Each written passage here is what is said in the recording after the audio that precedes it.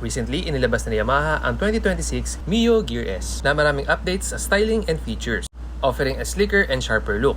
Ang makina nito ay 125cc single-cylinder 4-stroke single overhead cam. That is air-cooled. Mayroon na rin itong digital instrument cluster at may malinis itong layout.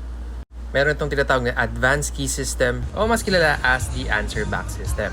Under the seat, meron kang 18.6 liters of storage capacity, 5.1 liter capacity for fuel, at meron din itong Y-Connect.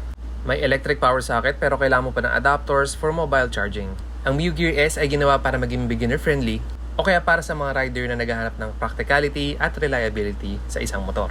At dahil beginner-friendly ito, mababa ang kanyang seat height for only 750mm at yung kanyang bigat ay only 95 to 96 kg wet weight. Para sa Mio Gear S, meron kang tatlong kulay na pwede pagpilian, ceramic gray, basalt gray, and matte brown. At ang price tag nito is 81,900 Philippine pesos.